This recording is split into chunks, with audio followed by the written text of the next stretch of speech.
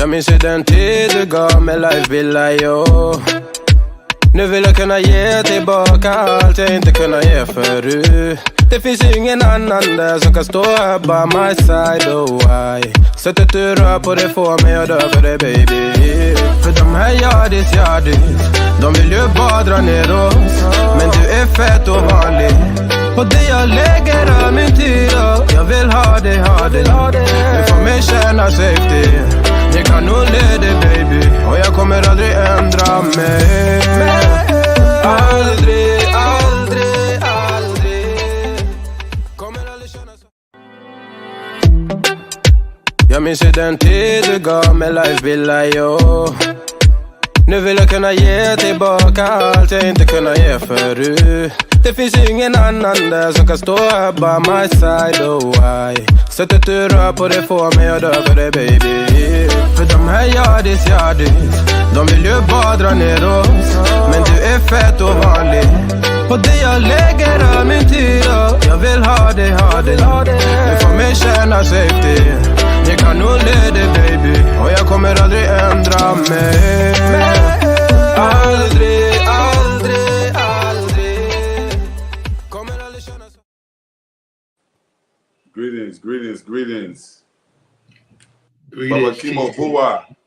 Baba. Bisay, Chief for there. Bisay, Dominique, young man from Baba. What's up? Yeah, man. What's up, Dom? How you doing, cuz? Man, chilling, man. Staying cool. Yeah, man, it's been a while. Man. It's been a while, but we're back. Gullah House. Yeah, man. So go ahead, everybody. As you come in, make sure you share this. Make sure you like this. And you get ready for a dynamic show. We have some special guests today with us, and we are excited about bringing them out. But before we do, I wanted to talk to Baba about that South Carolina State homecoming. What's up, man? Man, yesterday was a great day in Orangeburg. The Bulldogs won. It was a nice sunny day. I was out there at the parade. Then I went over to my older brother's house and we hung out over there, looked at some more football, had some more drinks, ate some crabs. You know, it was a good day yesterday, man. I had a time. It was wonderful. Let me give a shout out to a few people here. Shout out to Dr. Curry for his new book he got coming out. Shout out, man. That's what's up. One of our other former guest, Bernice Johnson. She had a book showing down there in Bowman, I believe. Yeah. And also Sister Myra Davis. She's doing some big things. Myra's doing it. Continuing her family legacy. So it's been good. Good things has been happening around town and everything. You know I know you know about Dominique. You know about the beer garden here over at. Yeah. That was jumping last night too. I could hear them. That's right around the corner from me. Yeah. I could hear everything going on. I can be in my backyard and feel like I'm at the party. Yeah, man. So let me ask you real quick, Baba, and definitely shout out to all of the other local historians, the other genealogists that's helping us break out this Orangeburg County history. One at a time, we're bringing you the stories and showing you who we are. This has never been done before, so it's powerful. We got to get them back on the show so they can give us updates. They can update the community with what they got going on. You know, this is their house too. You know, this is our community's platform. But, what's up with Great Branch, man? The Great Branch School. Before we bring the guests out, I definitely want to talk to the community about that. Yeah, Great Branch. That's my maternal side of the family. That's where my mother's family is from. Dom should know where that is. Great Branch. We're going to do some things with the community out there. They have the school. The school was created back in the 30s, 40s, 50s. My parents, well, not my parents, but my mother went to school there. Some other relatives of ours went to school there. So we trying to big that up, and it's a jewel. It's something that needs to be, highlighted. Yeah, it's dope. I seen some of the photos that you took from there, I seen they even had like the pounder, the mortar. They had they had old tools that our ancestors was using just around the house. It just show you that some of the things that applies to cultures in the Low Country, you see it right there. You see it right there in Nices, right there in all over Orangeburg County. Yeah, right there. And I tell you this, Chief, it's something I just found out about that area. Like a lot of people don't think that rice was grown in Orangeburg County. Well, I was told just 2 weeks ago that right behind the center, right behind the Rosenwald School, they used to grow rice back there. I never knew that until a couple of weeks ago. I knew about the cotton, I know about the fields and you know the different farms and plantations and everything, but this was actually the first time an elder told me that they used to grow that rice was growing out there in Nices. Well, my family, my Stevenson family, my second great grandfather, he grew rice. Oh, okay. In Stroman Plantation, which I think is on the Norway Road, he grew rice on that plantation. So Hollow Creek as well. The Livingston grew rice. Parks grew rice. Yeah, and, you know they're up there in Lexington County now. So it just shows you that the culture that we're seeing today has dried up. It's a little puddle compared to what it was in its traditional greatness. And its traditional greatness, man, the culture was dominant within South Carolina itself when we was the majority of the population. And we was the producers. We was the majority of the workload. So it's good that we go back and we find those remnants and we bring them to the forefront.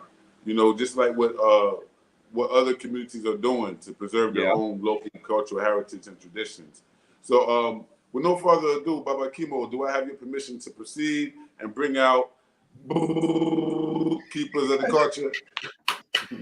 Yeah. Let me tell y'all about these three young ladies here. I met them a while ago. I met the first young lady I met in the library. You know, we got to talking, and then I met her again at the Orangeburg Historical Society, and me and her connected. We talked, and she told me she was with her two friends, and they call themselves Keepers of the Culture. I just love that. Dynamic young ladies. They're into African tradition, African culture. Their names are let me get this right: Olaomi, Dunny, and of course my homegirl from Brooklyn, Libby. And Libby. So, go ahead and bring them on out, Chief. All right, three queens, let's get it. We're gonna have a great conversation today, y'all. Yeah. For sure. Peace. Love you guys. Yeah. What's up, family? How y'all doing? Good. Peace down. Go ahead and introduce yourselves, ladies. Yes. Okay, I'm Courtney, aka Dooney, aka Iya Oshun Afenju. I'm Tawana, also Olaomi. I'm Libby from Brooklyn. Hey, Libby. So which one met Baba first? Libby. Yes, I know that. Well, we all really had a encounter with him in different parts of our life. We talked about that when we all met him all together the most recent time, but we all had conversations with him in the library. In different parts. Me, I had a conversation with him. I was a Yawo, which means I was just initiated to Oshun as a priest of Oshun, and I was in the Sphinx, and somebody came up to me and said, "You look like Oshun," and I said, "Well, I'm initiated to Oshun," and that's where I first had my first encounter with him. But that was like, roughly 3 years ago. Yeah. Wow. And the same thing with Libby. I saw Libby. She was in the library doing her thing in the library, and she had her bees on. And I asked her, you know, what's the significance of the bees? And that's how me and her got to talking. And then come to find out, Olaomi, she lived right up the road from me, not too far. And as a matter of fact, you know, we're into the DNA genealogy thing. So We actually share some cousins with Ola. Yeah. With Tawanda. Yeah, I seen that. Yeah. Seen that. Well, that's what we said. We said many roots, one Fambul. Right. And if you dig, we all have family connections. We'll have shared cousins. We'll have shared ancestors. And that's the power. That's really what's driving us. That's the unseen force behind what's bringing all of this together. And so I think it's dope that y'all out there in Orangeburg. A lot of people don't believe that we exist, that there are Gullah Geechee people in Orangeburg. They just won't accept it. Living in denial. We've been there. So tell me, what are you guys involved in Orangeburg? Like, kind of business? Definitely, I want to talk about the spirituality because y'all got it on right now, full protection. You understand? So let's start there. Let's start there because the sister says she was initiated when she first met Baba. Can we talk a little bit about that? Right now is Gullah Geechee Heritage Month. Also, Hoodoo. It's Hoodoo Month. So now is really the time to have the discussion related to the ancestors and what's bringing us together and just the spiritual journey. So if we can go one by one and talk a little bit about your relationship, to the ground, to Orangeburg, to the ancestry, and a little bit about the spiritual side, a little bit about the spiritual journey. Yes. So I would say that we all serve the Orangeburg community spiritually, whether it's through our art, whether it's through jewelry. Libby and Ola Omi are known heavily as heavy hitters in the Orangeburg streets for giving, the sisters their spiritual waist beads, not just any kind of waist beads, spiritual waist beads, providing art to the community. They also look out for the sisters' health with Healing Goddess Ministries, with the Yoni things, with the Yoni pearls, things for womb health. We also provide spiritual tools to the community, the sage, the incense, the palo, the efun. We also have hoodoo, Gullah stuff under our belt.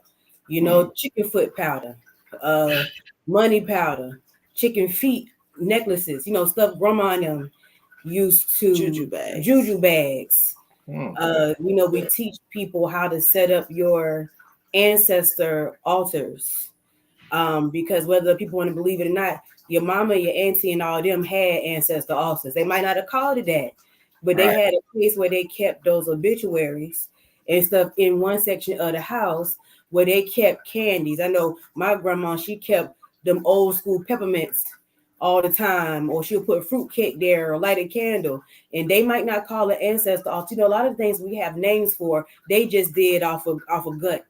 Right. So, it was culture. It was just culture, and that's what we keepers of the culture. That's what we're here to bring awareness to it. We do things off of the things that people have names for. Hoodoo, even back then, hoodoo wasn't a name. It was just things that we did, things that we have terms for, like hoodoo, African spirituality. Those terms didn't exist back then. It was just a way of life. So we serve the community spiritually through the way that we walk, through the way that we talk, through the way that we dress. We're keepers of the culture. We keep the culture going. It's not to be infiltrated. We keep it going. It's for us, by us. Understanding that there are plenty of cultures out there, but we want to bring awareness to our culture, because we're not scared of it. About preservation, but in order for preservation to happen, you have to observe, because when you observe it, that means you're present.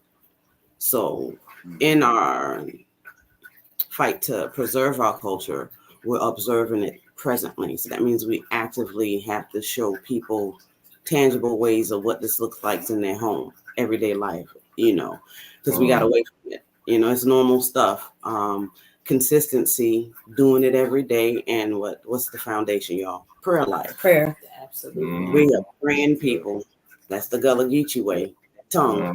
And, you can even go back to our history. The slaves in this particular part of the country, particularly South Carolina, where I'm from, they put our metal bits in our mouth. because of the power of the tongue. So we always, when people do seek our help, we have to how's your prayer life? No matter what you believe in, how is your relationship with source? Because Gullah people, we deal with source, we deal with nature. We are nature people. You got to go in nature. Even rites of passage deals with the forest, So we're just bringing it back, keeping it going, and observing all the way. Yeah, because times are shifting. Times things have to shift with the times. Right. Spiritually, a lot of people are dying. A lot of our spiritualists, a lot of our leaders are dying, and elders are dying because they are unable to shift with the times, and therefore their spirit say, "Okay, it's time for me to go. I don't recognize this place no more. It's time for me to go." So all of us, have different backgrounds, but we also are able to shift with the times because this is how our culture kept going. Some things remain tradition, but some things also shift with the times. Right. So we bridge the gap. That's how we call keepers of the culture, because we bridge the gap. That's dope. That's dope. Sister Libby, you got something to add to that? I'm really well, I guess not. They said most of what I was gonna say. And then, I'm quiet. I play the background really just. It's all good. All right, so Dom, what's up, man? You just chilling over there, man. Yeah, I'm just loving this. I'm just loving this, man. Like, so because me and Dooney and me, sometimes we talk and we can be collaborating more in the future and stuff. So I just was curious, like, how do each of y'all got the spiritual path? Like, I'm just Well, let me ask y'all this. When you going around town, different places, and I know it happened to us when we was at the Mexican restaurant that day. Remember how the young girl, they approached us and they was like, "Oh, you guys look so wonderful with your garb and everything." Do you get that kind of reaction a lot when y'all like doing your everyday thing around town? Yes. Oh my goodness. All the time. Anytime. All walks of life, especially if they're in tune with their indigenous self. That spirit will always recognize spirit. I get that as well because, most of the time, well, at least about 4 days out the week, I'm going to have some type of garb on or whatever. Right. Mm-hmm. Folks see me at Piggly Wiggly or in Food Line or something, and they notice it. So and people approach. Some people ask me why I do this, why I do that. Yeah, the culture is a weapon. The culture is a weapon. It does something psychologically and then spiritually to people that encounter the culture, especially us. When they encounter us living in the African culture, they say, "Oh, what is this?" It is scary. I understand it. I got a little life confession about my own grandmother. I could venerate her here because she was known in the family and in the community of Orangeburg as a root worker. And so the sister was saying, like, they didn't have a word hoodoo, but almost everybody believed in it. Like I always say about here in Sierra Leone, right? You have 80% Muslim, 20% Christian, 100% Juju. Everybody believes in Juju just as much as they believe in whatever religion they claim to believe in. They know that the spirit is real. And even in their religious practice, it's that same spirit that they're trying to work with and activate, but they're trying to do it by the book. And so growing up, I was able to be around my grandmother for about 7 years and she passed away. But during that time, I was able to feel her presence. And my grandmother, she was right there on Gulf Ave, and her house is still there. And she was like in the house totally. And my mother, my family, they all remember her for being very powerful spiritually. I've heard things that she's actually done to remove spirits from people and to strike back on people who was attacking people she loved. And she was known for that. She was known to walk into a courthouse and the judge couldn't stop coughing for whatever reason. And so, she had that kind of aura that she walked in. But at the same time, a lot of the people in Orangeburg are Christians. They are Bible thumping Christians. Oh my We God. love them. We respect them. We know that the church has been the most influential institution in the lives of people from Orangeburg for centuries. We understand that. It's deep. It's deep inside of the psychosis. And so when you come with this African spirituality, whatever expression you bring in it, you know, you got your leke beads, you know what I mean, you wrapping your hair, you moving. It can scare people because a lot of people thought my grandmother was a witch. They thought she was evil and wicked because she preferred to deal with the spirit and deal with God directly. Right. And so it was a stigma for her to be in her natural African self. So for me, I'm glad to see it, 3 of y'all.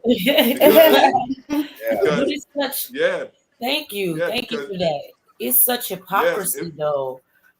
They have a stigma on the witch doctor, juju lady, but go to church every Sunday. So like, but then absolutely.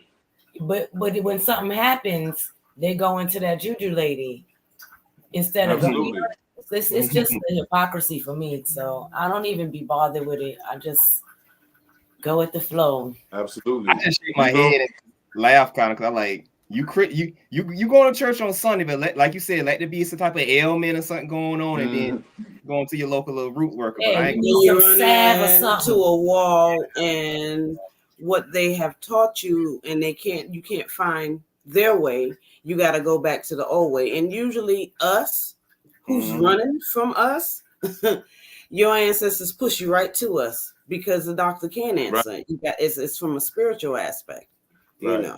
And you know, sister, let me tell you something, right? I've been here long enough in Africa to see that the spirituality that we talk about is not connected to religion. It's connected to health and healing. And so I understand that. And that when people here get sick, they go to find somebody who knows juju.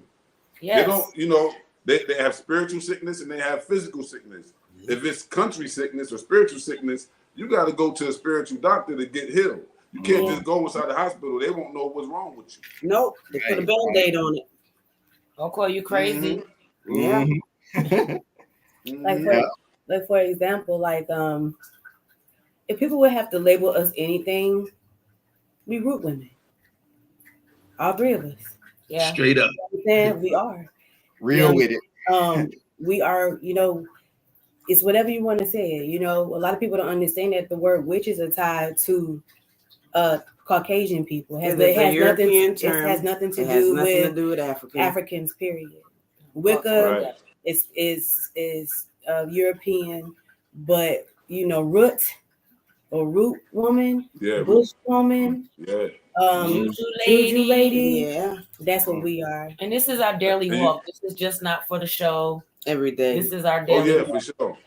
For sure. Yeah, and you know, I can attest. I see them out in the public and everything. So they stick out. They live like they talking. Yeah. Hey, Baba, you know, we always wonder, how did our ancestors survive working in those swamps, working on those plantations? How did we deal with those aches and pains and that stress and that depression? What did we do? Who did we go to before they brought Jesus? Who did we turn to? I believe we turned to our root workers. We returned to the people that had the spiritual power to heal us in Africa, that happened to also be enslaved with us on the same plantations. Read the first-hand account.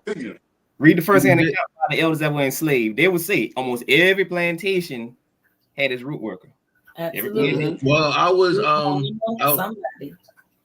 was lucky enough growing up to have known 4 of my great grandmothers. And I knew most of them. I knew them at least 25 years, 25, 27 years. So the stories that I share online and everything, those are stories that I got straight from my grandparents. Yes. I was raised on the front porch. You know, with the women mainly, the men would be under a tree somewhere, but it was the ladies, it was the women sitting on the front porch who you would hear, who would, you know, chewing tobacco or whatever, but they would have their little stories about I put it, maybe somebody was running around with somebody else through the neighborhood or whatever, and they knew everything that was going on, and they had little rituals and things they would do. I remember my grandmother used to throw salt in your footprint. You know, I had to walk around the house one time. When my son was born, I had to walk around the house one time, 7 times. He had the colic or something, and she took the baby, and they went in the room, they rubbed him down, they did this and did that. But my grandma told me, go and just walk around the room. When you come back, you know, the colic will be gone and this and that. So I was raised up around it like that. My grandmothers were like advisors. A lot of people used to come and get advice from them about whatever was going on in the community. I want to touch on that too, because a lot of people fail to realize that it takes, and I guess this is where Ifa comes into place. It takes people that, okay, nobody's perfect, right? Nobody is holier than thou. We don't claim to be that. That's irrealistic. That's not realistic at all, right? But it takes a common sense to be a root worker, because a lot of power can swallow somebody up.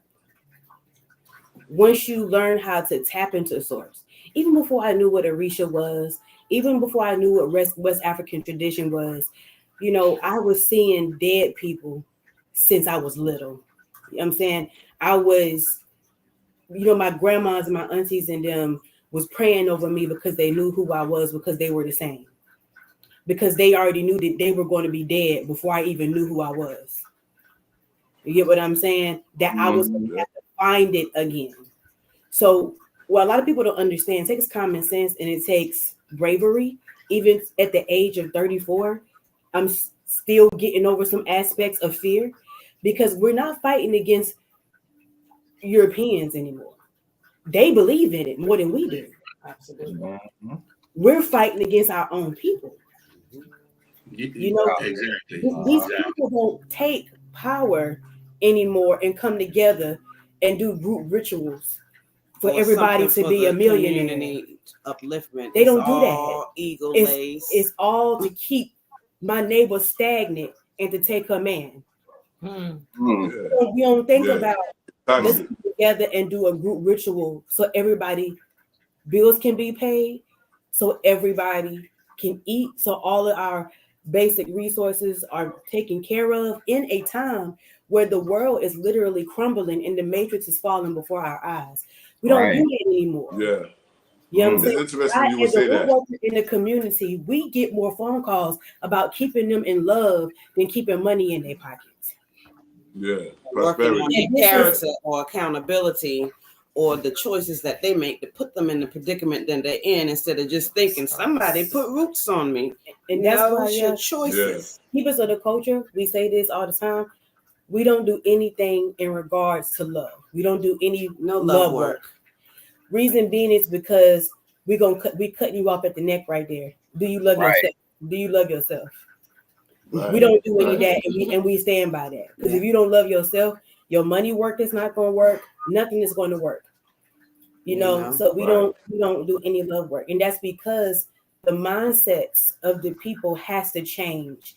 We're in a state of emergency. You know, the veil is no longer thick. Everybody should be able. Everybody's powers is activating. Everybody on this call has seen a shadow spirit. Everybody has felt spirit, has smelt grandma's perfume in the middle of the night. Everybody's powers are online. They're going to be activated whether you like it or not. I don't care if you're a Christian. I don't care if you practice Catholicism. It's coming back online because that was your birthright before it was even a slave. So are you going to have the willpower and the mental capacity to swallow it, because it's coming back before it swallows you? So that's why people are having nightmares nowadays. And when Baba Kimo kind of touched on that, because he said advisor, a lot of us are having to be advisors more than before we light a candle, before we do anything. You know what I'm saying? For example, I had this young lady come to me and I said, he's once a cheater, always a cheater. You've been with this man married to him for almost 40 years. He hasn't changed at all. It's nothing a candle or a ritual is going to do. So it's up to you to decide what you're going to put up with. And if you decide to put up with it, this is your reality. You know what I'm saying? Yeah. She said about it. She says that those are her powers already back online. But it's that part of her brain, that ego, that's not willing to accept the reality when your ancestors come to you in a dream to tell you what's going on. Mm-hmm. I used to be that way. I used to see stuff happen. Even to this day, I tell all our Omi stuff happens, and it happens in my dreams 3 days later, maybe the same day it happens. When I was in my 20s, I used to say, whatever, turn around, and it happened. Mm-hmm. So ego, it's about that part in your brain to accept what's going on. This is outside of Orisha. This is ancestor. This is DNA. This is blood. And people want to juice it up and call it hoodoo. Cool, but it's here. And that's what Keepers of the Culture is running into now. People who are trying to figure out what's going on with them. And not used to coming to a service where we refuse your money. Yeah. We don't, we're not hard up for money. We're not trying to get rich off of this. Right. We're just we're obedient, put it like that. Right. Well, how did you come up with the name Keepers of the Yeah, I Culture? want to know that too, because I love the name. Yeah, that's what I was going to ask too. Yeah. Take it all the way back. Keepers of the in Beaufort, on St. Helena Island. I grew up with a little store, knick-knack store called Keepers of the Culture. So in college with the young ladies, all of us on different paths, Ifa, Rastafarism, Islam, a lot of different people in college. We started doing stuff together. We all had different names. I came up with Keepers of the Culture. I've known her, let's see, I came fall 98 to state, locks, covered, she talking trash. 17 and a half years later relationship, we linked up, had some similar ideas, we linked. She came along, same ideas. One thing about the name Keepers of the Culture, before I get into who did the logo, your tribe is similar vibration, similar ideas. I don't have to, they both finish my sentences. We know how to act when we're around elders or when we go into public. How we love our elders is the same. How we respect our family is the same. So that's the foundation of it. Village.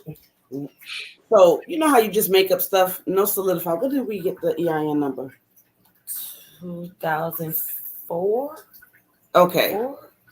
Yep, because I came off the band in 04. 06. Yeah. Dr. Frank Martin from South Carolina State University. I sat down with him, just told him the concept of the business and different ancient symbols that I wanted in it. And he just sat there and drew it at his office. I still have the original paper that he did it on. But we also like to give credit to him because he's the one that designed the symbol just by hearing the words and the idea. Really? Grateful for that. You would never think that when you see him, because I've seen him in town. I know he I'm not sure if he's still up on the campus, but he used to work up there, whatever. And you would never associate him with that. He's a cool guy, man. He designed it. Quiet and laid back. He's quiet. You think of him as the eccentric professor or something, because he's very is the reason why I switched from a music major to an art major. Artist, yeah. Yeah, he's sharp. He was like, "Oh, I know you love music," but he was like, "Nah, you got to switch, baby." And he was right. I got out way quicker.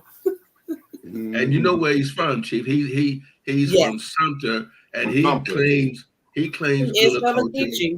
He speaks. Yeah. I think he said that we had him on the show. We had him on the show, and I believe he told us that one of his grandparents or whatever spoke Geechee. Yeah, because the term he used, he heard coming up. I think I told you about it, Mounts and no shoulders. That's what we call a snake. Yeah, no shoulders. I call it. If I don't care for her, you ain't up with a no shoulders, bro. Yeah. So I wanna ask y'all, or just shift the conversation a little bit. Everybody can chime in, right? From the Great Migration era, I'll put it like that. When our people was going up north and coming down south, I think they was doing what you were saying, like the group prayers. They may have been doing it in the church or around the theme of the church, around the religion of the Bible, but they would do these prayers and they would like really praise heavily and visit the ancestors' graves. And, you know, we call them homecomings now. Now they say homecomings or family reunions, right? But the family reunion itself was an institution that we created coming out of slavery. It's something we literally created, the formerly enslaved, so we can come and reunite no matter where we was at. There was a period after we was liberated or emancipated that we wandered around looking for the different aunties and uncles and cousins and people that we was separated from so we can rebuild community.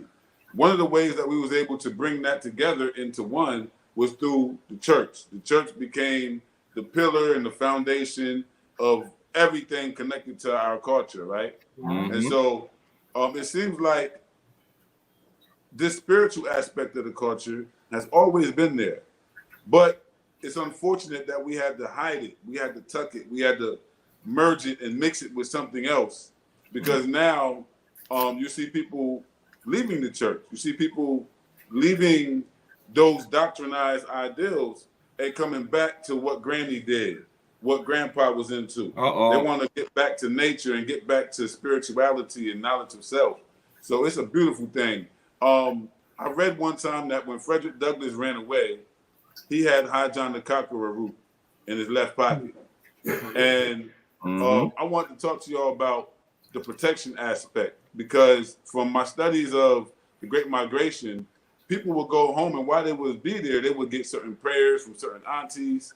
They would also visit certain graveyards, certain ancestors and stuff like that, leave pennies and nickels and dimes on the gravestones and stuff like that. And they also used to like seek protection, like you said, the money ritual. They would want to be prayed on for success with the oil. They put the oil on their head and then they pray on them for success to protect them, because these were families being torn apart in a whole nother way. We talk about families being torn apart during slavery, but the Great Migration was stimulated by the Klan, by the lynching. People wanted to run and get away. As soon as a young person was finished with school and old enough to look grown, they was running away. They was getting out of the South. And that was by force. That was by force of racism and violence and terrorism.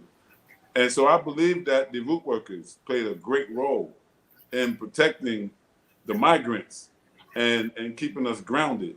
What do y'all have to say about that now that we're beginning to return home again? I would say you have to be a smart, you know what, to keep a root worker in your pocket. I'm telling you, I don't care who you are. I have a lot of sisters. We are tapped into a lot of underground community. Just about every celebrity has a root worker. And the reason why a lot of them is getting riled up now is because they ain't paid a root worker.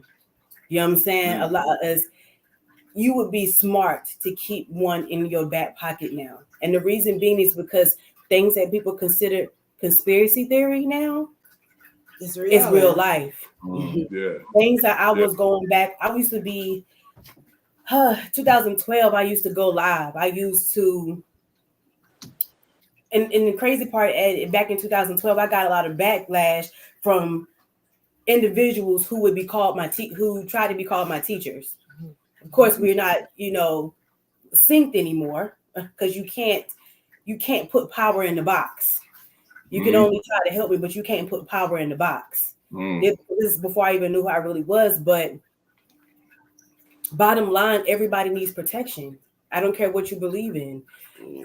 We're dealing with things that you're not going to be able to see with the regular eye unless you vibrate to a certain frequency. Sometimes we're able to see things that harm people sitting right behind people, and they can't see them themselves. We're not living in a time where we seek anybody else's validation. People seek us out. I used to have a website. We don't have no websites no more. People still find me somehow. Find us somehow. You know what I'm saying? Half the time, look like we just want to go to sleep. Used to we getting phone calls just ringing. You know what I'm saying? But all in that to say, we still have to protect ourselves. We have to do twice 4 times the protection work because you still have people of the same color out there BSing and doing stuff for the wrong cause. So right now, keepers of the culture, yes, we do. We are playing cleanup in Orangeburg, South Carolina. And it's such a shame because Orangeburg is the center of Gullah Geechee studies. And a lot of this, a lot of what's going on, a lot of the powers that be exist right here and hide out in Orangeburg. So it's a lot of protection work that comes in. And sometimes I'm not going being transparent, we get smacked upside the head because we don't do enough protection work. So I might be in a hospital. You know what I'm saying? I was in the hospital not too long ago. You know what I'm saying? Yeah, and just like basic hygiene stuff in the house. Also, we're big on that when we educate and also, just selling our products. They're basic things that our elders kept on hand in the house to keep the children, the elderly, and whoever needs it, and getting back to that. And also the home cleansing, we have things and traditions that, we looked at them, they're just old and backwards, but they weren't. There was actually heavy meaning behind what our elders did. Yeah. They believed the home was a living entity. The home is a living thing. You use trees to build it. Yeah. It still holds memory. So just like you feed yourself, you got to feed the home. That's right. Cleaning it at least twice a year, every 6 months, from the perimeter to the Gullah Geechee culture, we have home cleansing. Go back to when you buy a new place and everybody want to have a little party, that's not what it was originally for. People used to come to the home to pray over it and cleanse it. Right. And before you moved the stitch of furniture in it, it had to be prayed over and cleaned because whenever the energy transfers, so if you don't clean those items coming from the old place, you're going to transfer it to the new place and vice versa. You want to cleanse the people if someone lived there previously out because you run into all types of stuff, so we got to get back into that. And that's why people look at us a little crazy when we don't really do a lot of goodwill, like buying like things like physical things secondhand from the goodwill. And it's it's because sometimes spirits are attached to these things. You know what I'm saying? Like spirits, like just like what's that movie? Annabelle, is that the movie called Annabelle? Where the spirit was attached to the doll, and it's I know that's a little bit like kooky, right? But it's still the same. Like the concept is the same. Things are still attached, to artifacts and things like that. Destroyed. It just transforms, but you can't destroy it. Going back to the diasporic migration. I know it's kind of off the subject, but it's been on my mind, But anyway, I know my father used to tell me that when he would come down here, his great grandmother would give him the quilts and stuff that she would make on her hand. Of course, they would always get blessed with holy oil and a shoebox of fried chicken to take on the road. Right. So I'm sure all of those items was blessed before they went up back to New York. And then he said when they got to DC, they would have to go to the back of the train on their way down. Because they was coming from New York. And when they got to DC, they would have to go to the back of the train to make the rest of the trip down to South Carolina to come down here. So we needed some very powerful protection. Because even while that was happening, we was being stripped of our culture in the North. We was being forced to learn how to talk another language. We had to adapt to that urbanized culture at the same time.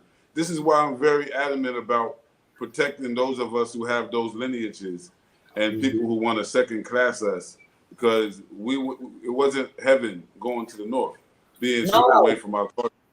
It's not what people really wanted to do.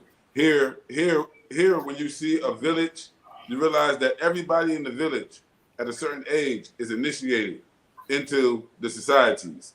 The women go one way, the girls become women, and the boys become men, and they stay in those societies and develop themselves spiritually, socially, culturally until it's over. And I think that we have that same culture among us because most African cultures, you'll find those societies that kind of take care of those aspects. I always talk about the fact that we buried our own dead even on the plantation. Yeah. Mhm. We midwifed our own children even on the plantation. So certain traditions were able to maintain themselves because the white woman wasn't going to deliver no black woman baby. Mhm. Yeah, So all of that knowledge that was connected to that was able to be preserved and transferred and adopted. Yeah. And so the same thing happened when people went up north. They may use different things, but it's still to produce the same kind of result. And actually, it was the ones up north that was already, hoodoo. I'll say hoodoo believers because every root worker, just because you're a root worker, just because you're hoodoo don't mean you're a root worker. Right. Believing in what the root worker believes in is like a hoodoo It's person. different. Yeah, that's the hoodoo. You have to believe in what the root worker believe in to claim having African-centered hoodoo culture. Man. And a lot of us was in New York with that culture, and everybody knows the Cubans, the Puerto Ricans, they all came with their Santeria. Yeah. They came with their different systems, and we had ours too. The difference is that ours was never allowed to be formal, structured, and systemized. So the sister talked earlier about you guys teach people how to set up their ancestral altars.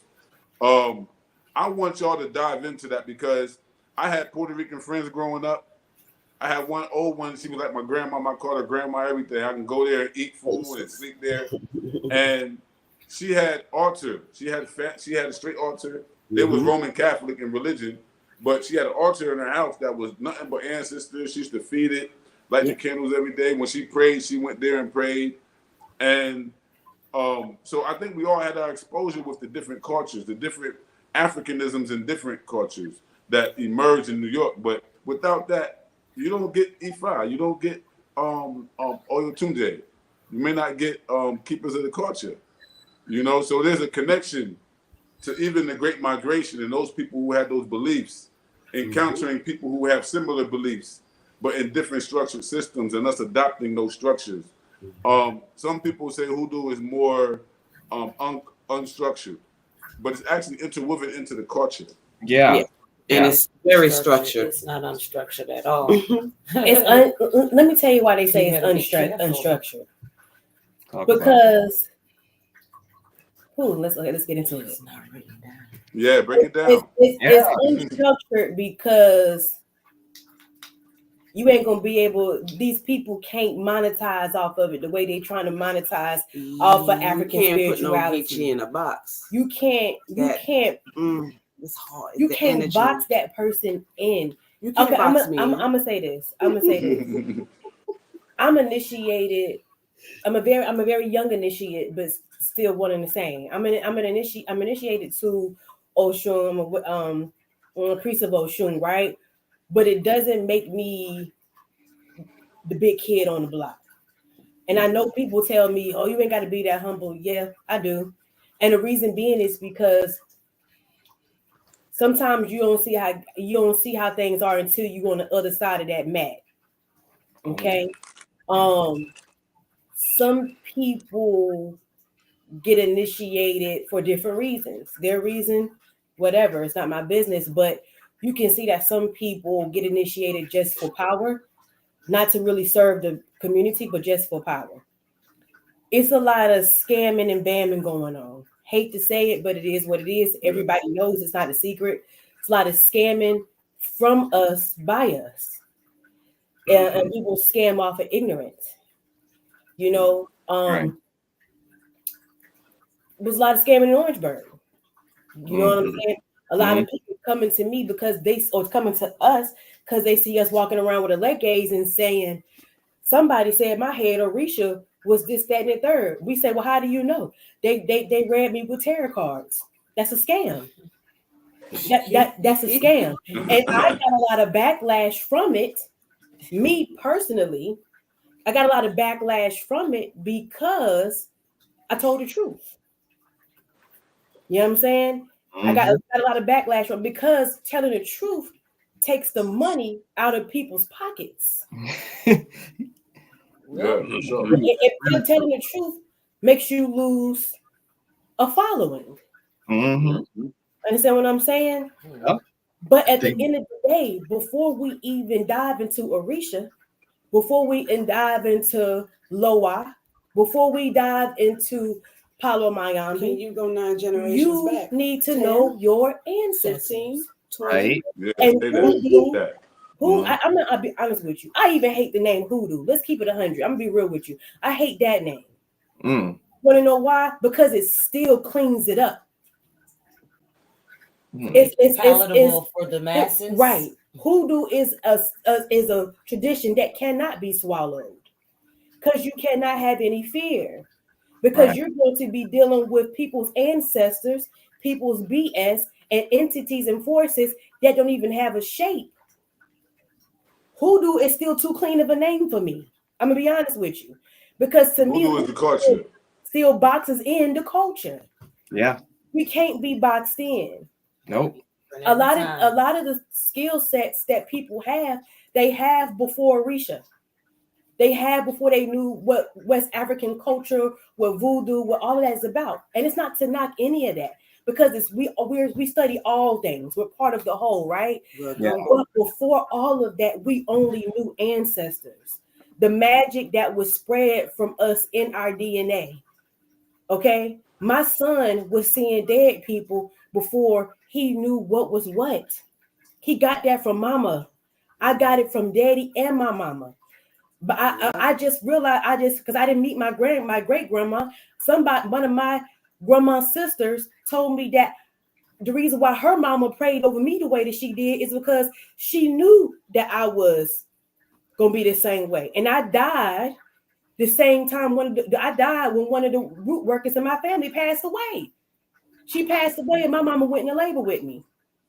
Wow. So it's passed on through genetics. It's deeper than what we think it is. Let's take it past religion. It's source. Our people dealt with source and God, like Masa said, directly. Yeah. We didn't need a third party. We didn't need an EI. We didn't need a Baba. We didn't need a Pope. We didn't need a preacher. We didn't need nobody. We didn't need a shaman. Dealt with it directly. So it's more, if you have to be honest with you, for me, Hoodoo is more occult knowledge. That's one way to put it. When we dive, because I'm reading a book right now that it has 5 volumes and it's 1,000 pages of volume. And it was this white woman. She went all the way from Virginia all the way down to New Orleans in Florida, interviewing people about Hoodoo. And they all said more white people believed it more than black people. And it wasn't because we were ignorant people. It was just because the white people were able to pay the money to get to where they needed to go. And that's how some of our grandmas and aunties made a living. We weren't just home taking care of the homes. We was taking care of the slave masters and them spiritually too. Yeah. That's why a lot of the people survived. Yeah. You know, I look at the root work like the spiritual work, and I look at the Hoodoo like the culture that helps you to develop the mind state. You know, it's almost like you have the Christianity belief, but then you have the Bible. You have like the cultural aspect, right? So I look at Hoodoo like in a broader sense, because that's why I said everybody who is a Hoodoo believer isn't a root worker. Right. You understand? But root work come out of a specific community. It come out of Gullah Geechee community. So our spirituality come out of our ancestral veneration, our ancestral work, and we call it root work. But it's a part of this heritage, this culture that was created as a consequence of African people being brought to all parts of the South and having to adapt their own systems that may not necessarily be the root work that we call it in Gullah Geechee culture, but it might be something else in Louisiana. They might call it something different and do a little different remedy, a little different formula. So Hoodoo recognizes this African spiritual and cultural transformation from the continent to the southern populations. And then root work is specific to Gullah Geechee development. Gullah Geechees created what we know as root work. And so I agree with that work, concept too. Yeah, real quick. Along with root work, you also have folklore. Yeah, You have the tales of Burr Rabbit. You have High John the Conqueror. You have this that goes along with our root work. Other people might not have that in their hoodoo, but we have it in ours because we have a cultural system that empowers our root work, our spirituality as Gullah people. So that's why people used to look at us like we came from Haiti somewhere. They always say we came from them out. Yeah. Always. I agree with that concept too, Fode. And I guess I'm just so passionate about it because I dive deep, in my spiritual practices. And I remember reading about a time when we didn't separate it like that. And I understand what the times is now, rolling with the times, but it wasn't separated like that because that's all they had to hang on to. Yeah. That's it. That's all they had to hang on to. And it's wishful thinking, but I think that's the reason why keepers of the culture, we operate the way that we operate. Very in sync, very in, we're gonna live this out loud, very in, not gonna really like smooth it over for you to stomach it, because these times call for warriors. I had to really look myself in the mirror. I had to really check myself, man. And the reason being is because I was operating out of fear not too long ago. And I caught myself operating out of fear because in my life, I've came across so many, especially women, Black women, who tried to dumb me down, who tried to make who I am acceptable for people to swallow. And my ancestors, every reading I got, every reading my ear or my Bible would give me, they would always be upset with me because they said that you were made to take up space.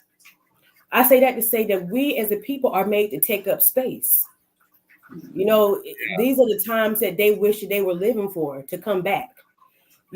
We serve an underground community here in Orangeburg. So a lot of the people that come to us for work, they still be on Facebook saying, "Thank you, Jesus. My light bills was paid." But I just did that ritual for you yesterday. Yeah. You know what I'm saying?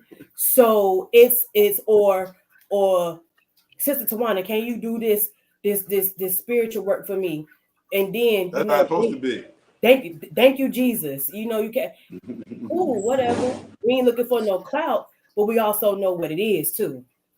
I've wondered about that because I like I get around a little bit. I'm out in the country and this and the different places, and I've always wondered about the underground aspect of it because like you was just saying, was that other young lady here, and I guess maybe y'all done run out of time because she was fake.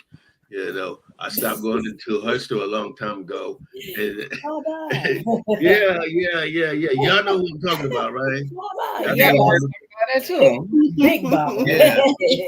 I knew she was fake the first time I walked into her store, and she felt the power when she asked me who I was, and I broke it down. I said, "I'm so and so and so. I know who my people are. They come from Sierra Leone, this and this and that. I know who I am." And she was taken back by that. And I ain't see her no more. After I told her, I told her who I really was. Something that Fode always say. Fode always say when it's unusual energy that's powerful walks into Orangeburg, it's like Orangeburg can sense you. And then the agents come out of nowhere asking for a hall pass and an identification card and this, that, and that. Don't care about none of that. We got plantation culture. Don't care about none of that. Orangeburg got plantation culture 2024.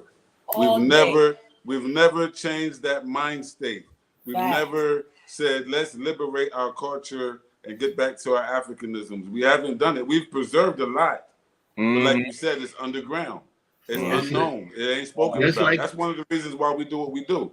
We try to bring this to the surface so that the next generation can see and know that it's real. The quote Baba, restoration is order.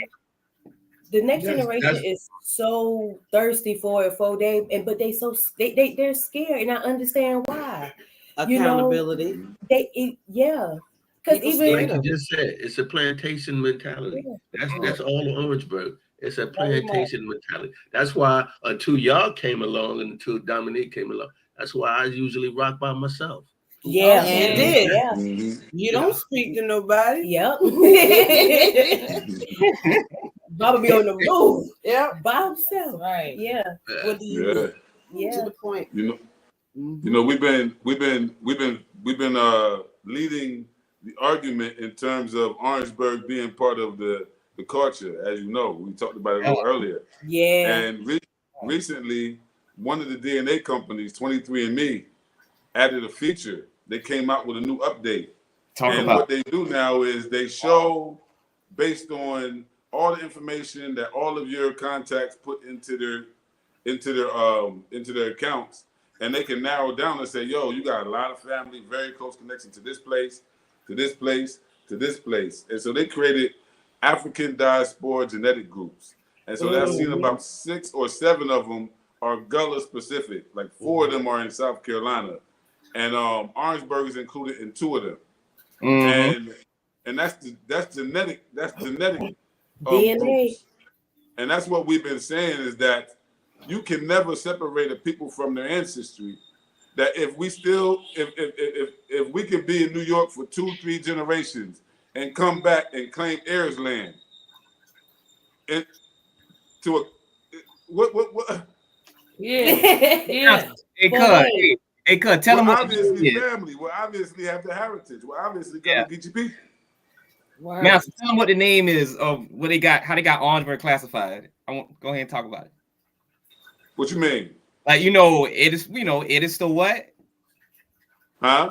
It is still what? It is still river basin color. A disto Geechee.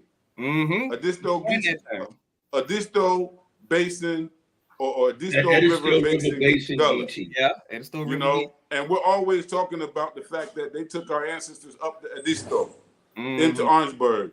We always show maps and things like this, but their definition, their write-up even has a disto river basin Gullah. And we've been talking about it on this show for years, saying, man, you got Gullahs who went up inland. And some of us created those freedmen communities that now you look back and you think, oh man, that's the Orangeburg people, but really it was us who moved up there. You gotta remember that. You gotta remember that Colton County, the Edisto River was the basis for the vast rice plantations. So after slavery, people abandoned the rice plantations because of the hard labor. Where did they go? They went inland to Orangeburg, and they joined those churches and married those women, married those men, and created us. Yes. That's what my aunts did. My aunts married. My father had 4 sisters. All of them married Low Country men. All of my uncles, all of them were from the Low Country, Charleston, Dorchester County. My whole family. They all came up from the Low Country to Orangeburg. And it's been happening. Now, and we've been in Orangeburg for a couple of generations now. But I spent many summers down in Charleston, many summers in the Low Country. So I know we didn't call it Geechee culture or whatever. It was just how we lived, just like what you said. It's just how we were raised. Yeah. Quick question. Which one of y'all is kin to the Perrys from Beaufort? I remember hearing one of y'all say that. Me. You? Well, I think my 4th great grandfather. I'm kin to the Perrys in Norway because my great grandmother, she was a Perry. Okay. And I think that me and you possibly kin down the line because we're not kin. I got over 4,000 4th cousins on Ancestry.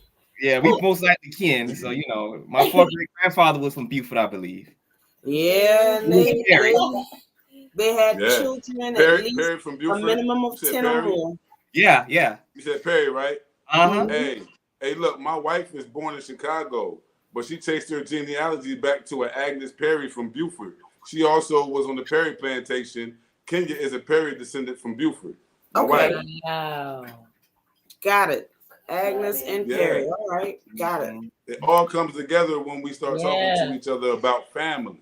You understand? The family reunion it's not just about who you can identify in your family tree. We need to start getting together as a cultural family, people who are adhering to the same beliefs and ideals, and start building, because really our people need to know the value of using the ancestral altar. We need to know what that means, just to have that in our homes and have it protecting our space. We need to understand these things. So is there any plans for you guys to have classes and educate the people in the community about the system? Because there's a lot of people who are interested in learning the African way of doing things. It's definitely that. We was going to have an event in October, but Spirit told us to cancel it. See, this is the issue that sometimes we run into, but we have to press forward. Just like if we was to host you guys, your Ashe has to be, Ashe meaning power, has to be compensated. Okay. And to be honest, the Ashe, or which is the money, or the sacrifice is the money, that proves how bad you want it. Nobody is here to chop nobody's head off, but nobody is going to waste their breath either. This is not, all of this isn't for the masses. It's to help the masses. But a lot of people, they bang our line, they hit our line up, they want this advice, this, that, and the third. But then when we come forth with this, the remedy, nobody moved their feet. And that's the issue in a lot of areas, not just Orangeburg specific, but we run into it heavily here because we serve the community. We get a lot of people that's reading happy. They want a lot of readings. Action. But they're not, they don't want to put in the action. They're not ready for the solutions. Watch too much TV, they think it's gonna happen like this. Right. And that's the issue with it being so. That's the reason why it's so having so much exposure now. Like, everybody sees it on TV. Everybody's a tarot card reader now. Everybody is a reader now. Everybody likes a candle and does work now. That when they see real power come along, it's hard to identify. A lot of us that have a lot of real raw Ashe and real raw power, we don't have a lot of websites. We're not out. Because my ancestors is like, you got to. So I just now started making reels, and in that you don't even see it too much, about kind of what I do. And that's because the ancestors on our behalf, with our ancestor altars, they want exposure to Gullah Geechee magic. It's different. Yeah. I can't. A lot of these people, like these elders, a lot of these elders will say, I got this hoodoo lady named Mama Shirley. She'll say, I don't need to go down to New Orleans to get my fix. It's right here. I'm Gullah Geechee. It's right here. So and then you hear some people say, if a Gullah person put something on you, you got to go to a Gullah person to get it take off you. It's different. It's different. So we're trying to bring awareness and things like that. We was having a white table ceremony in October, and we started advertising almost 3 to 4 months in advance. No hits. But because people want to get the information and get our time for free. And it's not that we're not willing to drop nuggets for free. We do it every day. Is that your Ashe, your year's worth of study, your sacrifices, you almost killing yourself, dealing with somebody else's stuff, you taking on somebody else's demons and putting them into things to get them off them, you almost risking and losing your life. That has to be compensated, because a lot of this stuff that we deal with as far as cleanup work, sometimes they know her husband and me are the first ones to fall sick. Wow. Because we take it on. So, I want people to realize it's deeper than what the internet is saying. We legit take it on. And to add to that, this is why we push self-help, being self-resilient, self-reliant. You so quick to call and say, hey, I got this money. We don't care about your money. What are you doing to protect yourself, your spouse, or your children? And people be like, well, once again, I got that money. And then we get frustrated. And me, I just said, well, excuse me, how's your damn prayer life? Are you praying? What do you pray to? Do you believe in any damn thing? Are you taking a bath? Did you wash? Did you wash behind you? home cooked meal. You know we funny about home cooked meal, right? That's our shape up. That's how you heal the family. You gotta feed the family. We take all these little things grandma and grandpa used to do for granted. It's a culture. Your steps. It's a culture. Every day. That's right, Foday. It's a culture. Wipe your walls, wipe your floor. Yeah. There's a culture. And so we bring it, we come in, we're convening, and we're regrouping, and we're pushing more classes in 2025. Yeah. Because we had to get over the initial, just being transparent. Keepers of the culture had to get over the initial frustration of people not wanting to do the work. Yeah. Right. We had to get over that. So, we had to grow past that. Let me ask you something, sisters. Yes. In doing that, right? Would it be like a passage of literature that you guys can recommend to people to kind of warm them up? Because a lot of us are so detached from the African worldview that it's very difficult to participate and appreciate the culture. There's a psychological aspect of this healing as well that goes along with it, and I think that's why we've gone to the church for the psychological aspect. Kind of give us a doctrine, a system of life, and then we go to the hoodoo only for spirituality, or the root just for spirituality. But what you're saying to me now, and what was obvious, is that root workers and hoodoo people are actually a culture for themselves. That there's a way that they live, that there's a way that they choose to eat, and a way that they choose to heal and view things. And it's rooted in that African worldview, the worldview of our African ancestors that came over here by force on slave ships, is rooted in their African worldview. Those who survived the Middle Passage's worldview, how they seen it after that, and what they did after that produced what culture we're talking about. And most people don't see it like that. People dismiss hoodoo as something that's just total rubbish. They say it's, we're worshiping dead people. It's funny you say that, Foday, because, excuse me, with my elder in Virginia, Iyayemi Olomo,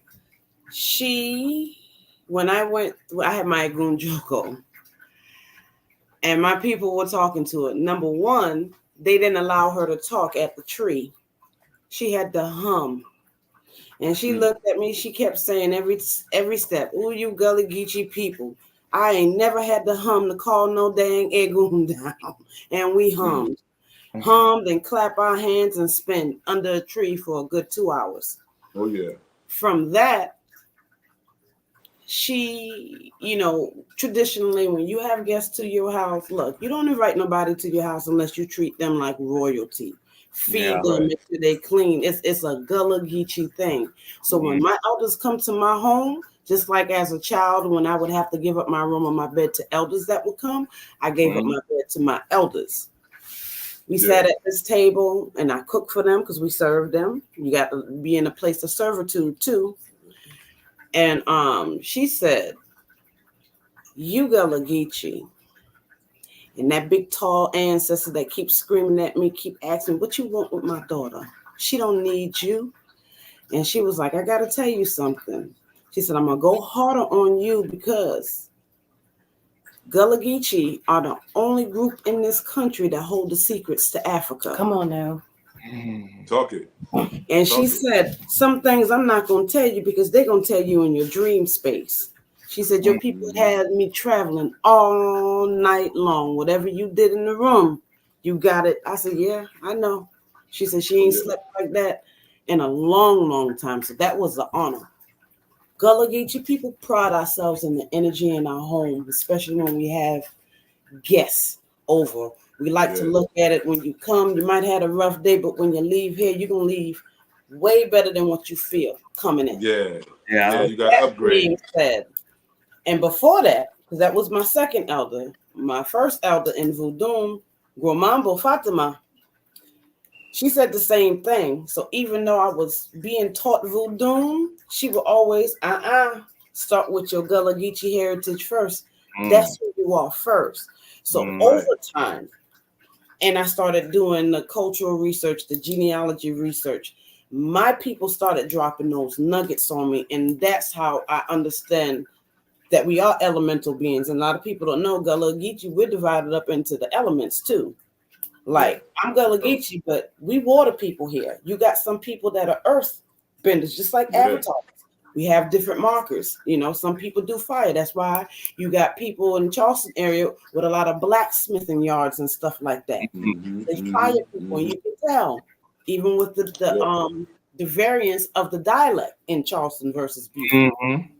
It's elemental, it's energy, you know. So once we get back to that, we will understand the basis of conjure and what we do on the root side of stuff, because you cannot separate that from nature.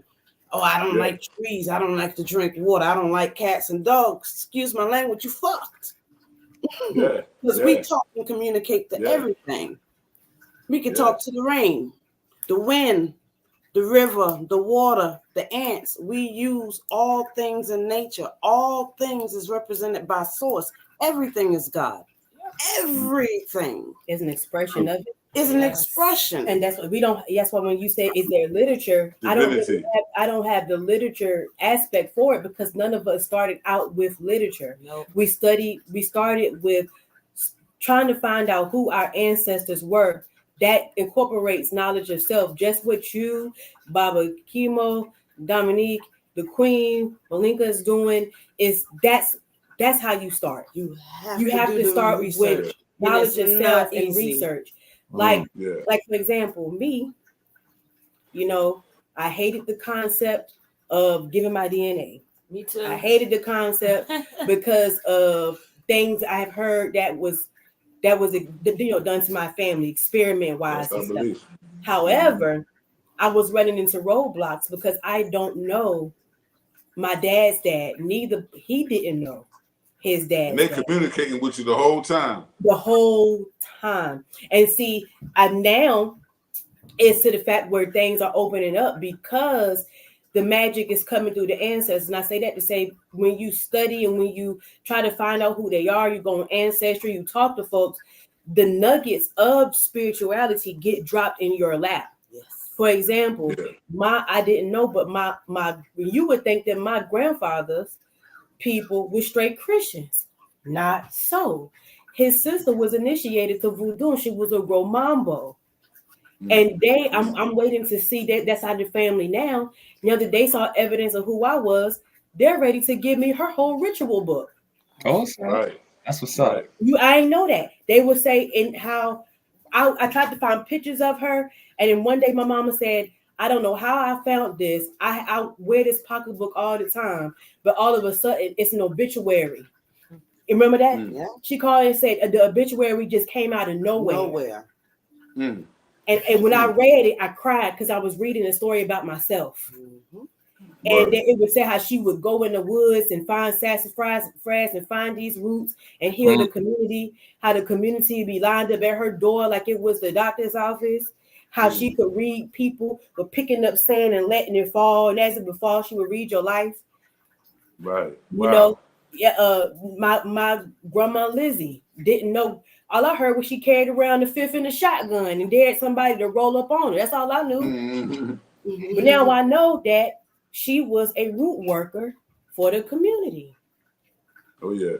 So a lot of these, it begins with finding your ancestors. That's really what it begins with. That's what it begins with. Your people, which y'all are doing, what Ganona is doing. That's where it begins. Yeah. Part of knowledge of self is looking. In order to find knowledge of self, you got to look what led to the self. There you go. There you go. Okay. Yeah. That's very interesting. That's very interesting because here it's the same way. You know, when they in Africa, when they're doing like anything to pass on the knowledge of self to the new generation, they start with genealogy. They say, well, the original people who came here, they was warriors from over there, and they beat these people and they seized this land, and the 5 generals are the royal family, and only they can have the crown. You be like, huh? And they have this culture in the most poorest society that don't got no money, but they got this culture, they got this wealth. Yeah, that's the society that they maintain. Yeah. You know? And so it helps you understand like what we were culturally when we arrived in the port of Charleston. Yes. what we were when we arrived, when our ancestors first stepped foot on what today is known as Orangeburg County or Beaufort County. What we thought like and what we believed is very important. And I believe that what you guys are talking about right now is the survival of that through lineages, down through generations, that the psychological aspect is not in the book. You get it from auntie. You get it from godmother. You get it from godfather. Yes. It comes Because down we're naturally. oral people. We oral and we're very secretive. And, you know, we forget that. Before they said niggas, they call us necromongers. Yeah. You're necro, Wow. you know, and if you're a Christian, these things are illegal in the Bible. You are not allowed to communicate with the dead. It's illegal. That's what they say. It's demonic. But your mama passed 2 years ago, so now she demonic? What about that baby? That baby you lost demonic?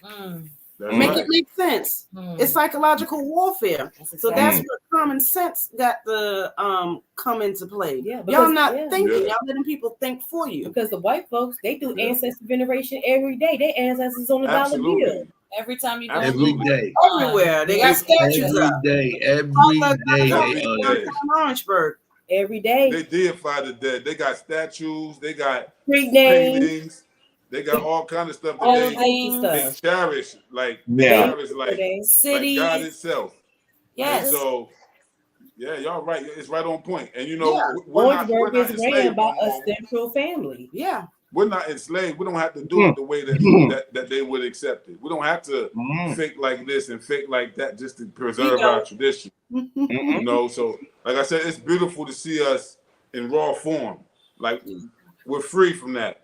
And we understand that what we're doing is literally a spiritual Sankofa.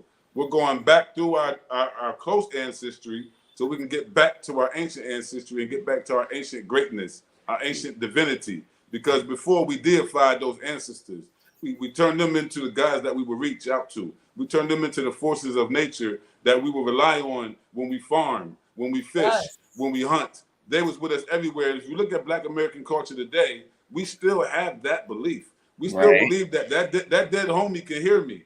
That, you know what I mean? We pull out every time. It's libation. We do it. We pull out. And see that's and that, but see that right there in itself is what we use to bridge the gap, because there is a disconnect between, you know, indigenous culture and what the mass is doing. So when we take simple things like, oh, for example, remember the song by we say you take his 40 and pour it to his homie, they're doing libation. So when you actually pouring liquor or 40, any type of liquids, but alcohol, we're giving honor to the dead, you know. And so we use those things as teaching moments because they're familiar with it, they can recognize it, and they can also have a situation where they can relate, which is tangible evidence. You know, we're not doing spooky stuff. We actually, everybody's doing these things, but they can't make the connection. That's the disconnect. Yeah. So, for example, I had my friend, and she just studying a little bit of Ifa because she wanted to get her house clean for her babies. She didn't have a good relationship with her mom. And so she ended up staying with her mom. And I said, I tell you what, I said, get you some Florida water and just dust her furniture and stuff like that. Don't say nothing. Don't light no candles because she already went off on you about that. Just clean and dust and wipe the walls down. Her mom smelt it. And her immediate response was tears because she was like, oh my gosh, I remember that smell. That's what my mama used to wash me with in Belize before we would go to bed every night. You know, always in the bathroom. The smell, sound, you have to use tangible things like that to get people to get up to speed because, you know, it's there. Everybody's been exposed, you know. Hey, guess what? Guess what they use it for in Sierra Leone? What? To clean their babies. Yes. What? Yes. Wow. See there, look at that. Wow. Look at that. I got some right out in the living room. Right out there. Okay. Like my granny said. It's easier to find here than America. That's a glass bottle. Is that glass? This is powerful. Glass bottle? Huh? It's a glass bottle. This is glass bottle. And see, that's not even. See, I haven't found a glass bottle in over 10 years.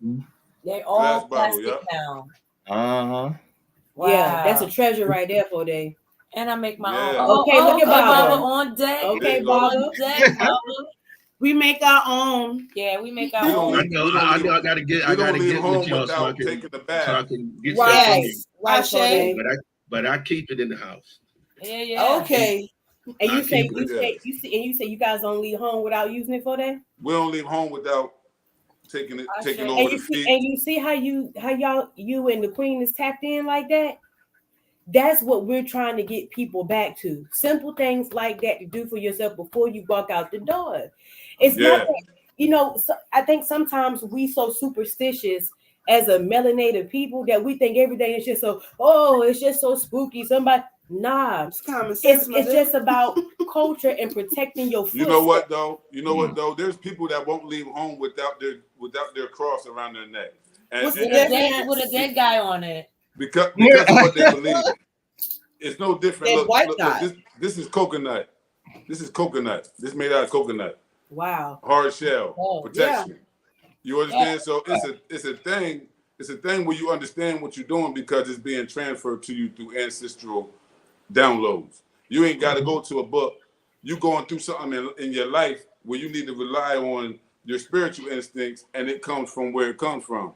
So absolutely. This is a good conversation. We're gonna rock out for like another half hour because it's 3 of y'all, and it's our first show back. We're gonna make sure that we give the people at least 2 hours of solid conversation.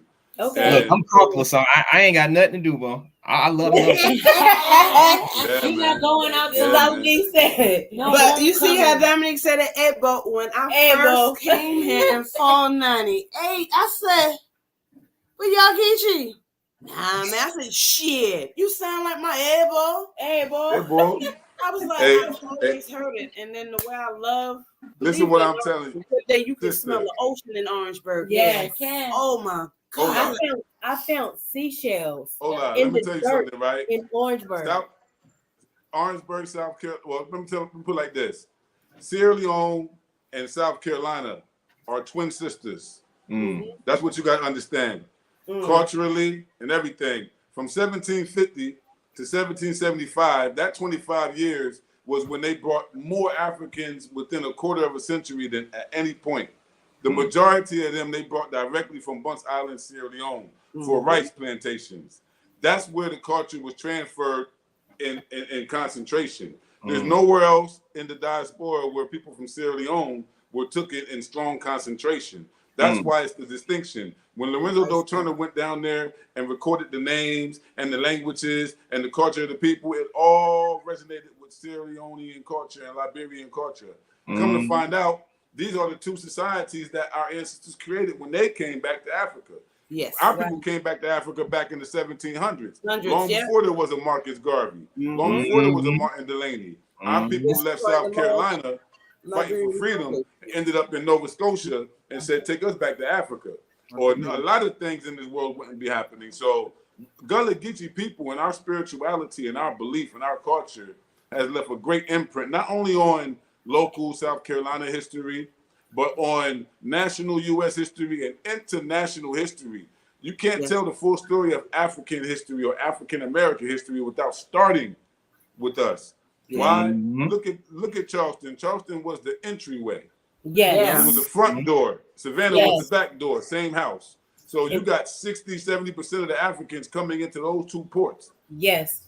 And when when you drive through Charleston, if you can feel it's it's like almost like a force field when you drive through it, you drive, driving down what is it, Old Sheldon Road? I was gonna say take them back roads. I'm telling you, even when I used to DoorDash heavy through Charleston, I just used to ride around. I even came across this mansion called Ile Ife that was in Ile Ife, you think of Africa, right? Yes. It was a refurbished mansion, and now that was used to teach Africanism and stuff. And now somebody then bought it, and it's on the market for $4 million. Whoa. So it's like people, the history is there. It's just they're trying to build around it. You get what I'm saying? The past always present. Yeah, it's always there. And I think a lot of you guys hit a lot of good points on that. And I think my movement now and where my ancestors are with keepers of the culture now, when you talk about hoodoo, right, Fode, or when you talk about anything spiritual, they leave Gullah Geechee people out of it. Yeah. Automatically, eyes go straight to New Orleans. Yeah. Their eyes go straight to New Orleans. Because And they promote their culture. They're Yeah. more open with it. Yeah. exactly. Exactly. And a lot of this stuff, like when I'm running to like a lot of information in PDFs now, a lot of the information talks about it coming out of South Carolina. And Oh, yeah. a lot of people don't know how important Orangeburg and surrounding areas are. It plays a real big part. It was Yeah. that area was the cradle for African American culture as a whole.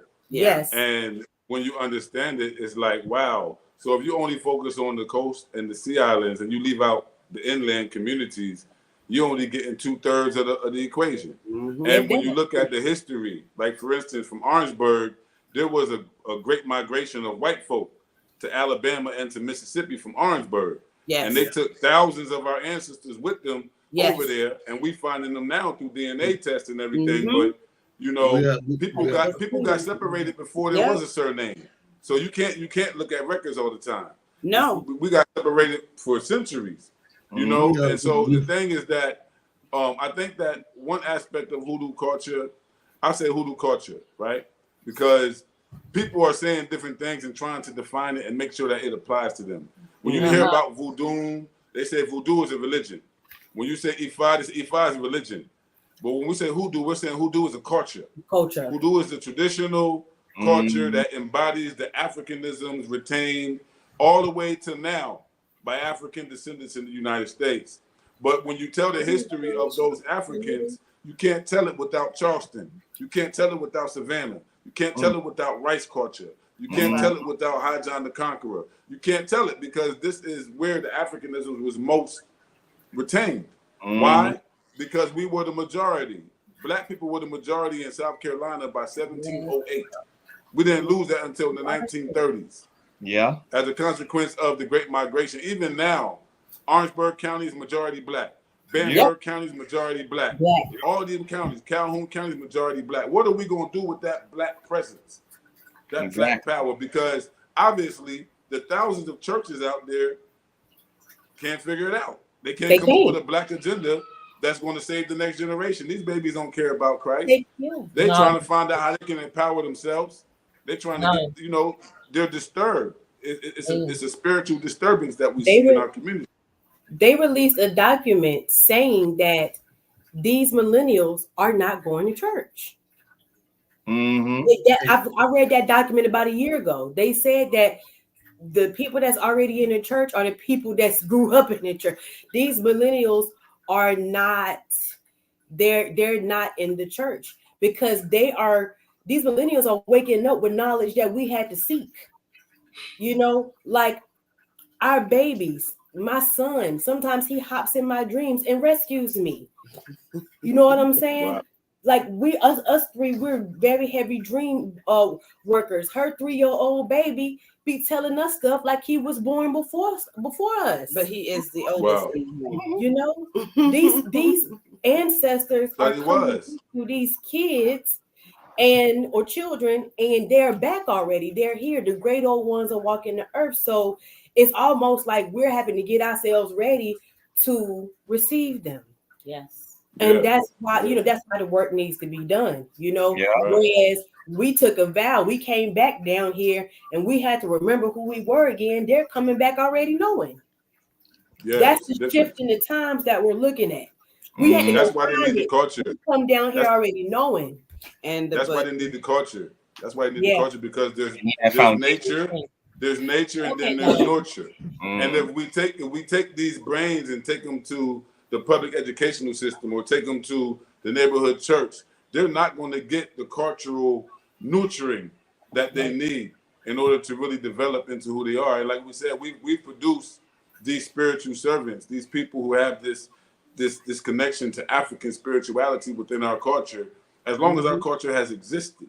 It's a part of who we are to produce and reproduce root workers, to produce and reproduce hoodoo culture. It's a part of who we are as Gullah Geechee people.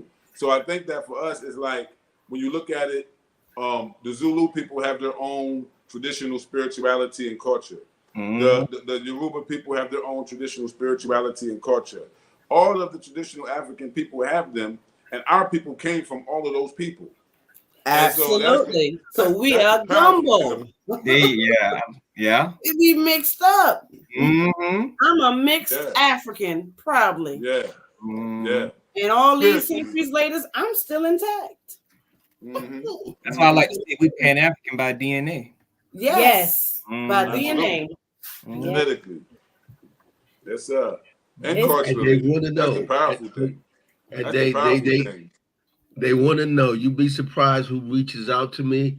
Recently, I've connected with connected with two different cousins. Had no idea that they have relatives in South Carolina. And they never even been to South Carolina, but they are connected to me through DNA. Yes. So one young lady, I'm gonna call her name out right now. She's looking at the show right now. She just connected with us, Chief Diana. Hey, Diana. Yeah. Diana and my other cousin, and she's in Maryland, but actually her ancestor got, I'm just gonna say, transferred to Louisiana. But she had no idea until recently that she had people here in Orangeburg, and it's a close connection. It's only like third or fourth generation. Yeah, it's not that far. Yeah, it's not that far. Not that far. And you know, Baba, you saying that, it just makes me think about the whole spiritual, how can I say, unraveling. Of destiny, because all of us are destined to be here having this conversation right now, but we all got our own paths that brought us here. It's the same way with these people, these total strangers that we don't know, that we match with in DNA, and they happen to also have an African-centered concept. Man, I met so many people that just from doing genealogy and studying my family that already on the same vibe. I found with Baba, we found people from the past, from Elijah Muhammad to Jeremiah Shabazz, these spiritual salvins, these people who had spiritual power that we share lineage with, like these kinfolk. And so we ain't got the same surnames, but we got the same blood in our veins. And that's something very, very important. Yes. To me, it's like we have the greatest story untold. We don't have to go and learn about the story of the children of Israel. We the Gullah Geechee children. We got our own story. You understand? We got So when you look at it, I remember reading at one point when I was trying to really study the culture myself and understand it better, that they were saying that when you look at miracles in the Bible, that's root work. Moses was a root worker. It's a science. It's literally science. Walking on water is root work. Yeah. In the book that I'm reading, Foday, it's crazy that you said that. And we was up like 3 a.m. I told Ola Omi this. The black lady in the book, when she's being interviewed, said the fact that these dirt roads are now paved is evidence of root work. You know what I'm saying? Like it's evident of how technology just expands so rapid. It's evidence of root work. It's evidence of, you know what I'm saying, being able to have that baby and nobody is around. It's evidence. You know what I'm saying? So, I'm glad that you said that, because it's time for people to expand their mind on what root work is. A lot of it is mind power, being able to shift your reality with your mind at will. And I'm starting to learn that as well too, because we're on the deeper we're diving deeper in our studies, and we're realizing that a lot of the quote unquote what we call magic takes place in the mind, in the shift of the mind. Right. So let me ask you a question real quick. For someone who is watching and they've tried to understand themselves, and they may have come from the same kind of Christian backgrounds and all that we come from, but they're searching, right? What is the 3 things that they can start with, other than you said start with the studying the ancestry, right? So what's the other two? What's two other things that they can do to bring the Hoodoo spirituality into their culture, into what they do every day in their house? Working on prayers. Prayer, altar, consistency, routine. Who we praying to? How we praying, y'all? Okay, so let's start with manifestation. Let's give them a word. Let's work on manifestation because everybody got something that they want to manifest. Everybody, me, you, everybody. So different techniques, right? So working on what they say in church, having what is a faith the size of what is it called? Mustard seed. Yeah. So okay, so move a mountain. Okay, so let's work on that concept first because that if you could get past that concept, that opens up your whole world. Yeah. So asking the universe or asking source for it, and then stepping back and being in a state of ready to receive it. Okay? People overcomplicate what spirituality is. And it's really you have two sides of your brain. You have spirit and you have ego. They all exist and they when balanced, they all work, they work well together. But ego is the side of your brain that needs proof of evidence. Spirit is the side that knows it's going to happen no matter what. Right. This is also evident in universal law of attraction. Okay, so work on your universal laws. If that goes back to literature, it's if I had to point somebody now in the direction of literature, your universal laws of attraction, because even if you believe or you don't believe in them, they still exist. And they're going to happen based on your choices in life. You're constantly what's going on in your Ori. And to add to that, we're not good with routine or being consistent. So I like to tell people keep it simple. As far as the altar, that is a basic white cloth. Any white cloth. It's real. Okay. So say, for example, you don't have no money. You got an old white t-shirt, but it's clean, doesn't have no smudges on. Cut along the perimeter, spread it out like a little tablecloth. You can use that. You got $1, $2, $5. Go to the Dollar Tree, get you a plastic picnic tablecloth to put over. White cloth and represent the 5 elements. You don't have to have no names. You don't have to have no pictures. It's just a space reserved for the people that lived before you, that sacrificed and lived and died. It is just to honor their life. That's it. And it's your intention. And once you do that, now you got a space where you can go and pray or make offering. It's not just about them dead people. It's about you.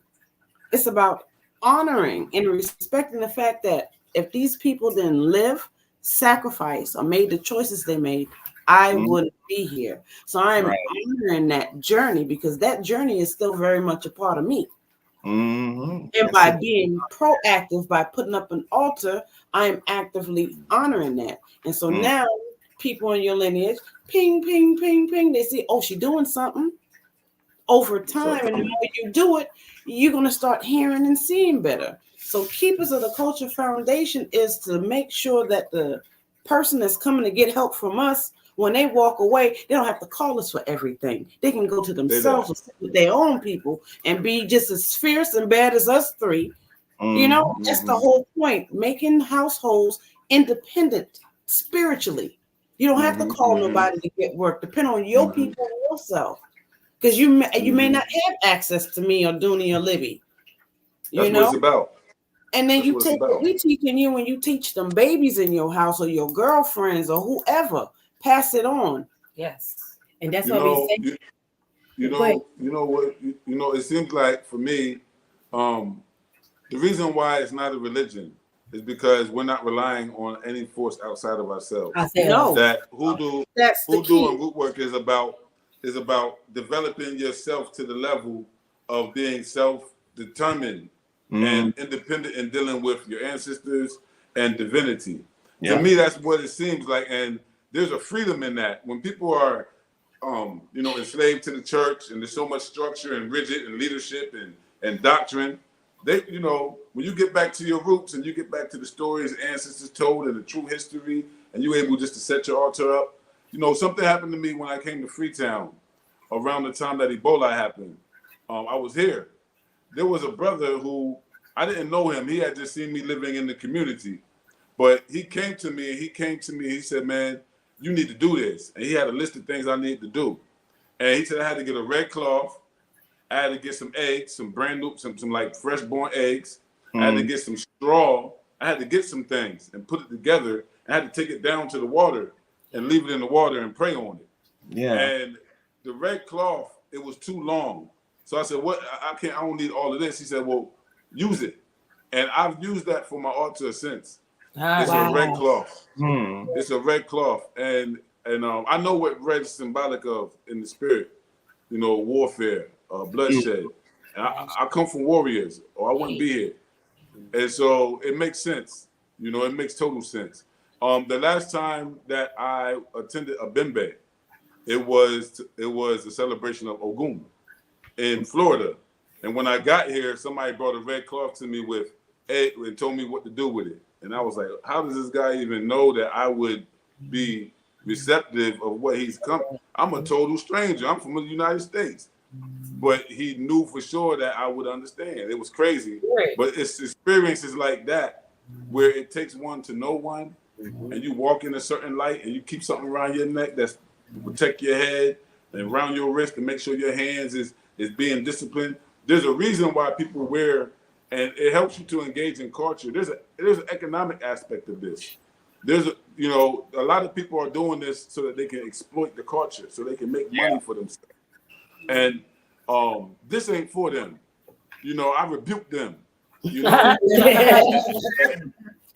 this ain't for them, because this is really the healing of African people. This is the most spiritual walk you could ever be on. Is the healing of African people. We're born right now, but we're born with trauma. We're born with trauma, and what we're doing right now by wearing these beads and having this conversation and covering our heads and protecting our living space is we're healing from generations of trauma. Generations of trauma, and we refuse to pass it to another generation. So this is the move. You can talk about African-centered education. You can talk about African-centered this and that. But for me, Hoodoo, Gullah Geechee Hoodoo and root work is African-centered spirituality for African people in the United States. We don't need to borrow from anyone else. And in fact, we'll be more powerful when we really dig into our own. I say all of that to say this. Yeah. The purpose, one of the things that Gullah Geechee is going into now, the Gullah Nation of North America now, is we want to go into preservation. We want to go preserve the sites. We want to make sure the cemeteries are in good condition. We want to do that ancestral work. We want to keep the bonfires. They have bonfires here whenever they want to combine with the ancestors. They do bonfires and they dance around them. Wow. Yep. And usually when they're dancing, they're usually doing like a play. They're skitting like a play. They're showing you the theme of something that their ancestors actually went through, and there's the fire burning behind it, and they're dancing and they're dressed up, and the drums is going. And to me, we need to bring ritual back to our cultural practice. Yeah, ritual. It doesn't have to be like a rigid system of religion, but we need a system of ritual. Pour libations out before we have formal meetings. Make sure you drop some water to the earth daily. Find your special place where you can work, where you can venerate, and things like that. So I really, really, really appreciate this particular conversation. Baba Kimo, you was right. This was going to be a banger because a lot of people don't have nowhere where they can go and talk to people from within the culture that understand the culture. That's not over the top, that's not trying to sell something, but just reasoning with the people so they can understand, like, we are Hoodoo. Yeah. You are Hoodoo. You got to discover it within yourself. And that root work is that spiritual work that'll help you find yourself. We have technology that can help us now. We have genetic genealogy. We can go dig some records up. All that is like our doctrine. We read from that. We're able to understand what we are from that. But in the area of preservation, I want to ask y'all, how important is it for us to dig up the stories? Because Dominique does a great job of it. He digs up the stories of those who were lynched, where they were lynched at. You know, the times where our people stood up and rebelled and took the shotguns and terrified the white folk. Times where we wrote a letter, a warning letter. You better stop oppressing us because we're still feeding you. We can poison you. You can die too. Literally, our ancestors from Cope, South Carolina wrote this letter and scattered it throughout the white community and told them, you can get it. They gave them a warning. Yeah. Work in your house. We can poison you. We can root you. Yeah, that's you understand? That's you know what, that's very much so important because a lot of the root women in the Gullah Geechee community, we are all called kitchen witches. I'm pretty sure a lot of people hadn't heard that. You know, you know, they work in the kitchen. Yeah, my used to joke with me and Ola Omi because we started out, you know, when they took us into their Ile, we started out by cooking for a lot of the initiations because she would say, if the kitchen ain't right, ain't nothing right. Y'all some kitchen witches, so come on, hop in. You know what I'm saying? I know y'all can get it right. You know what I'm saying? So it's important. Even when I went to Sapelo Island, where that's initially where my third eye popped back open at. But anywho, Sapelo Island, they used to poison the slave masters through the food. So, you know, they had to keep stepping up. Another one had to keep stepping up because they kept getting them through the food. And you know, you know, and I hate to say it, that's why a lot of us, you know, we have taken that and turned it back on our own people. That's why a lot of people don't eat spaghetti, all that stuff. But right. You know, that's what it was. You know, it's very important. That knowledge itself is very important. You know, that knowledge. Go ahead. Yeah, I was saying you were speaking of Sapelo Island, right? I was just telling my wife that the only other place named Sapelo in the world is in Burkina Faso. It's a village in Burkina Faso named Sapelo. And then you have Sapelo River as well in Georgia. I believe our people was naming these rivers and stuff after places in Africa. And now because we don't know what language they originated in, we think it's Native Americans, but it was us. You know, even when they say Geechee River, who named it that? How can you know? It was probably the Africans who did that. You understand? Because a lot of them came from the Gizzy group. And so, you know, due to generations, the language slips. You might say things a little different than what your grandparents did, but it's the same word. And so this is how we get the Geechee from the Gizzy and the Gullah from the Gola. And so, just understanding that, we just had a horrible tragedy happen down on Sapelo Island. And for those who don't know, the first chief of this community, of the Gullah Nation of North American community, was Harold Hillary. He was a descendant of Sapelo Island. He owned land there at Hog Hammock, and Cornelia Bailey was like his auntie. So we started there. Even our leadership originally came out of Sapelo because they had felt neglected within the whole Gullah Geechee question. That certain people in certain places was acting like they were the only ones, when in reality, Sapelo Island has a very, very, very rich heritage itself. They have an ancestor there named Bilali Muhammad. Bilali Muhammad was an imam. He was an Islamic scholar who was captured and enslaved with his children and his wife, took into the Bahamas, and then ended up down in Sapelo. They had a full open air Islamic community there. 100 Muslims. And in 1812, when the British came back to take the United States of America, their slave owner gave them guns and told them, hold it down. And they got the guns and they was ready to fight anybody that would touch the island. During the Civil War, the Union Army, the ones who were supposed to be liberating us, they went to Sapelo to claim the land for the Union. And the people stood up and fought the Union Army, and they killed a lot of the people of Sapelo Island at that time. And they took the bloodlines, they took them to Milledgeville in Georgia. And then from there, they got scattered. Only some of them went back. Only small lineages went back. But guess where they went back from? Orangeburg. Yeah. Oh, Bella. Just You Bella, round big, it up. small town, big history. Yeah. Yes. Before they like Sapelo Island is unlike anything I've ever touched foot on before. You can still, it's no veil. When you go there, you got to let them know that you're there. As soon as that boat gets disconnects from that dock that collapsed, all phone service is gone. Okay, and when you're there, you're there. And this is for like the people that's visiting. You know, I went and I stayed there for 3 days. You know, and when I say true supernatural, like you can hear the trees talking. We poured libations to the trees because they were so loud. You can still hear. I was walking one morning and I heard people and like it was like ring clapping, like they were dancing around a fire or something, like celebrating in the bushes, and nobody was there.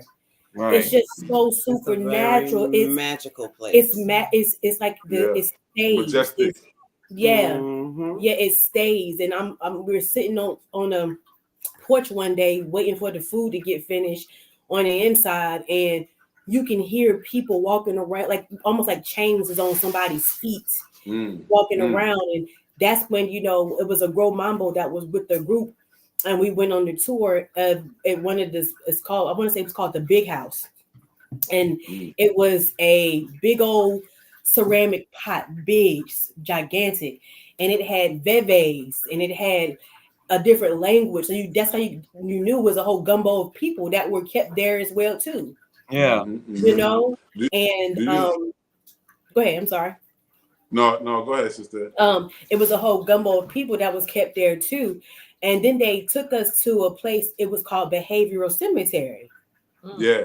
And the reason why it was called Behavioral Cemetery, they named it that because the slaves, they would rebel. They would rebel, but also because the white people would act out and go and take the offerings off of the graves. And one day the slave master said, "Why won't y'all leave me alone?" Like the ghost kept, you know, badgering him. But he said, "You know, you keep taking our food and our gifts from our graves, you know." And he said, "Well, if we leave y'all alone, will y'all behave?" And that was the agreement. So that's the reason why a lot of Sapelo was untouched. So when you know, and rest in peace to the people who passed away from the incident, it was such a tragedy. But a lot of us who are tuned in, we started calling each other like, "Girl, you hear about," you know. So, and one of the my homegirls that has family there said that they knew something was getting ready to happen. They just didn't know what, because Sapelo Island is being infiltrated. You know, they're trying to raise the taxes. They can't figure out why the people on that island don't need doctors. They're still healing themselves with the plants there. The Sapelo Island's ecosystem, the marine life is needed to sustain a lot of those cities on the coast. It survives itself. So they're trying to raise the taxes. They're trying to push people off of the island. And they said that every time they do this to Sapelo, something happens. Something happens. They've tried it for so long. Something happens. Yeah, they've been fighting. They've been fighting for a long time down there. You know, I read somewhere that the first 250 enslaved Africans that were taken to Sapelo Island by Spalding. Spalding was the name of the enslaver, William Spalding. And he brought 250 enslaved Africans from Sierra Leone. And so the first 250 Africans he enslaved came from Buns Island right to Sapelo. And then maybe they brought more there. But the core families are definitely Sierra Leonean lineage families. That's why they're Muslim. They say Bilali Muhammad was either a Mandingo or a Fula or maybe both. And but he originated among people in what we call today Sierra Leone. And he was enslaved in Guinea. He was a part of a class of people that was scholars Yeah. He was a young student. And so even some of our people that went over there, they was given these statuses. You know, Bilali had a bunch of sons, and they sold all of his sons. They feared that if his sons were raised under him, that they would be too strong. They would never accept slavery. So they sold his sons because they had belief that his seed was like royal. So they sold his sons all up and down the Georgia coastline, and people don't even know who they are. This is why genealogy is important. Because you can find out if you're a Bilali descendant through genetic genealogy. There's a story I found a few years back, and it was dealing with one of his sons. Like, I forgot his name, and I was like, wow, what? That's crazy, because the way they were describing him as if he had Bilal's gifts, per se, you know. And then you was talking about how Bilal was a scholar. His Arabic script is right there. Somewhere should be in like the Georgia State Museum. So yeah. He left a whole script. He left a whole prayer book. He left a whole book of Islamic. It was Islamic fiqh, and in order for them to interpret it, they had to take it to Egypt to interpret his Arabic. His Arabic wasn't normal Arabic. They had to get scholars in Cairo to interpret his book, and it was a book of Islamic law, Islamic fiqh, because he was the boss. He was the big father. He was the big man. Yeah. And so he ran it according to law, and he wrote his law down. And they thought it was just a diary until it was interpreted. And when it was interpreted, it was like, yo, he had a law book. He was a governor. And so, but his daughters was able to stay. And a lot of the people who are fixed in Sapelo Island are the descendants of his daughters. His sons were scattered. Yeah. And you know, it's important we say that too, because even while we're talking about Hoodoo culture, there's an Islamic aspect as well. 30% of our ancestors who reached Charleston came from Islamic societies. Yeah. And so the same way that you talk about the mojo bags, that comes from Islam. You find it over here all the time. Wow. You talking about that ring shout, that counterclockwise circle. You find that right there in Senegal among the Wallaf. They do it all the time. And so a lot of things that's been crossed over in our culture that became affiliated with Christianity actually originate within our West African Islamic traditions. Yeah. And so that's important too. Our people were parts of the Mali Empire. We already knew religion. We already knew reading and writing. We already knew blacksmithing and farming and healing. We already was that already. They exploited what we were. You understand? But we was already something.